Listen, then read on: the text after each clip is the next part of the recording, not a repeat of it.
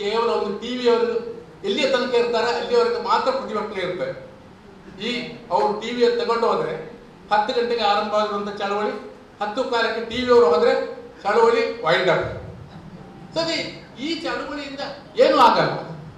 You don't expect change in the system. ಈಗ ಯಾಕಂದ್ರೆ deep rooted ಆಗಿರುವಂತ ಒಂದು ಸಿಸ್ಟಮ್ನಲ್ಲಿ ಬದಲಾವಣೆ ತರಬೇಕು ಅಂತ ಅಂದ್ರೆ ನಾವು ಇದಕ್ಕೆ ಸರಿಯಾಗಿರುವಂತ ಒಂದು ಪ್ರತಿರೋಧವನ್ನು alternative system we must propose to the public.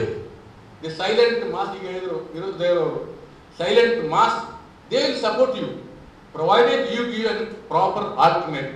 ನಾವು ಇಂದ ಆಲ್ಟರ್ನೇಟಿವ್ ಕೊಡದೆ ಈ ಒಂದು ವ್ಯವಸ್ಥೆಯನ್ನು ಬದಲಾಯಿಸಲಿಕ್ಕೆ ನಮಗೆ ಸಾಧ್ಯ ಇಲ್ಲ ಅಂತ ಹೇಳುವಂತ ನಾನು ನಿರಾಶಾಭಾವದಿಂದ ಹೇಳ್ತಾ ಇಲ್ಲ. ಆದರೆ ಇದರಲ್ಲಿ ಬದಲಾವಣೆ ತರಬೇಕು. ಈ ನಿಟ್ಟಿನಲ್ಲಿ ಡಿವೈಎಫ್ಐ